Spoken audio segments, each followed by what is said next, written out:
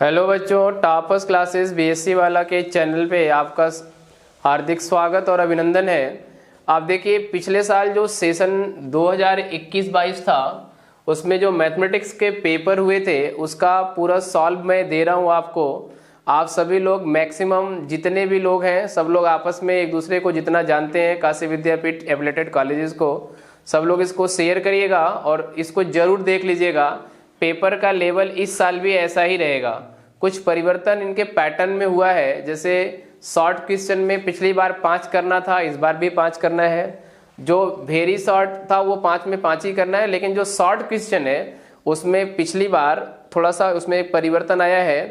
Attempt 8 में से 5 इस बार भी है, पिछली बार भी अटेम्प्ट 8 में से 5 है।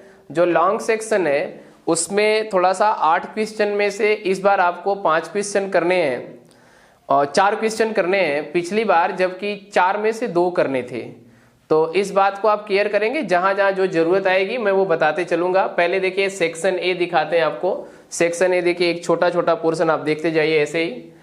क्वेश्चन नंबर 1 सेक्शन ए का है।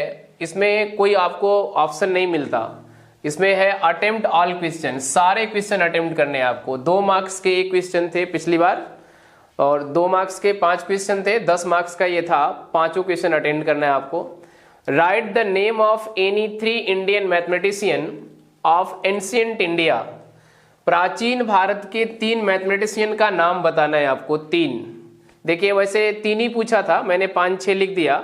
इस बार भी बताता हूं कि क्या गेस कर सकते हैं आप, अपने अकॉर्डिंग क्या पढ़ सकते हैं। फिलहाल the name of Indian mathematician of ancient India, प्राचीन भारत के कुछ मैथमेटिशियन जो थे उनका नाम बुद्धायन, ये 800 बीसी से 740 बीसी तक थे। 800 बीसी टू 740 बीसी। बीसी का मीन्स हो गया बिफोर क्राइस्ट, ईसा पूर्व, क्राइस्ट के जन्म से पहले। और जहां आगे देखेंगे सी लिखा होगा, ये कॉमन एरर है। कॉमन एरा का मतलब हो गया जो मेन अभी युग चल रहा है उसके अकॉर्डिंग, नवयुग। देखिए, पहला बौधायन, दूसरा कात्यायन, तीसरा आचार्य पिंगला, चौथा आर्यभट्ट, सबका ईयर भी दिया हुआ है यहाँ। ऐसे वाराहमिरा 505 से 587, ऐसे ब्रह्मगुप्त, तमाम सारे ऐसे लोग थे। आपको इसमें से कोई 3 लिख देना था। अब इस बार का जो गेस है इस क्वेश्चन के ऊपर यही है कि अगर ये पूछा तो ठीक, नहीं पूछा तो हो सकता है जैसे आर्यभट्ट के बारे में एक छोटा सा लेख लिखने को दे दिया, एक छोटा शॉर्ट नोट दे दिया। तो इनके बारे में आप किताब खोलेंगे तो उसके पहले शुरुआत के पेज में थोड़ा थोड़ा दिया हुआ है, उन पेज में से इसको आप प्रॉपरली देख लेंगे। देखिए, जो क्वेश्चन नंबर 2 था इसका सब लोग समय दे करके देखिए, मैं ये एक बार पूरा कर देता हूं, इसको आप देख लेंगे। टोटल मैं सामने से हट गया, इसको लिख लेंगे। ये पहले क्वेश्चन का आंसर था। दूसरा वाला जो क्वेश्चन था, right an example of sequence. Sequence का एक एग्जाम्पल लिखना है। देखिए, इसमें मैंने आपको सीक्वेंस की डेफिनेशन भी लिखा है और सीक्वेंस का एक एग्जाम्पल भी लिखा है। जबकि जो क्वेश्चन में डिमांड था पिछली बार का वो केवल एक ही डिमांड था। देखो, आप डिमांड है केवल एग्जाम्पल लिखने का, मतलब आप इतना लिख देते केवल फॉर एग्जाम्पल, ये एग्जाम्पल वाला पोर्शन, तो भी आपको फुल मार्क्स मिल जाते। लेकिन इस बार यहां जो आप देख रहे हैं,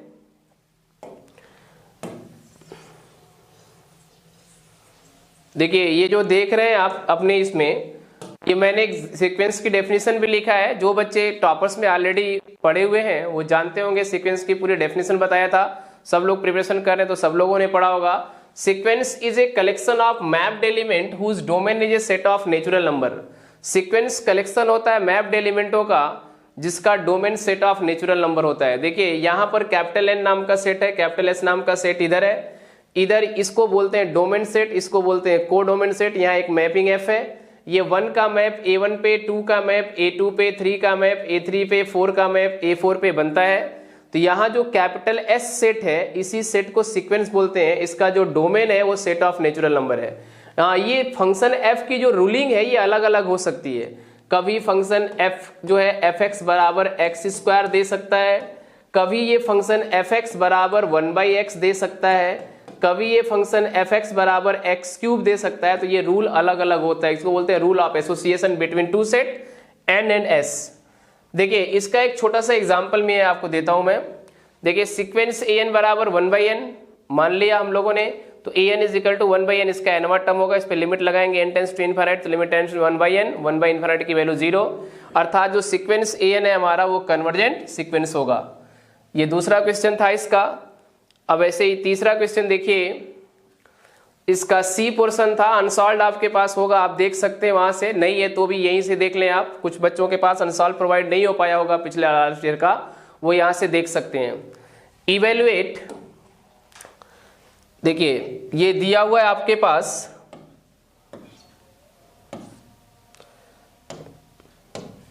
evaluate limit x tends to 3 x square minus 9 upon x plus 3, इसकी वैल्यू इवेल्युएट करनी है, निकालनी थी, तो limit x tends to 3 x square minus 9 upon x plus 3, इसको आप ब्रेक करेंगे a square minus b square से, तो a minus B, a plus B वाला टर्म कट गया, x माइनस 3 रखेंगे तो 3 माइनस 3 इज इक्वल टू 0, ये उसका आंसर है। ये 2 नंबर का क्वेश्चन था, ये 2 नंबर लायक है भी। आगे देखिए एक क्वेश्चन इसमें और है, write down the value of curvature, चलिए मैं सेट कर लेता हूं इसमें, ये ठीक, write down the value of curvature for a straight line, curvature की वैल्यू लिखिए किसी स्ट्रेट लाइन के लिए। तो देखिए आपके पास ये होता है, पहले से जानकारी है आपके पास कि रेडियस ऑफ कर्वेचर और कर्वेचर दोनों एक दूसरे के रेसिप्रोकल होते हैं। कर्वेचर से को के से दिखाते हैं, उसकी वैल्यू 1/ρ होती है। तो आप एक काम करो, जो स्ट्रेट लाइन दी गई है उससे रो कैलकुलेट कर लो, और जितना रो की वैल्यू आएगी उसका 1/, कर देना, k आ जाएगा। तो देखिए सबसे पहले हमने लिखा y is equal to M X plus C, Y की value M X plus C है, यहाँ से dy/dx निकालेंगे m आएगा, अगर इसको अगेन डिफरेंशिएट करेंगे तो d2y/dx2 की वैल्यू 0 आएगी। अब rho is equal to formula होता है हमारे पास 1 प्लस dy/dx का whole square whole to the power 3/2 upon d2y/dx2।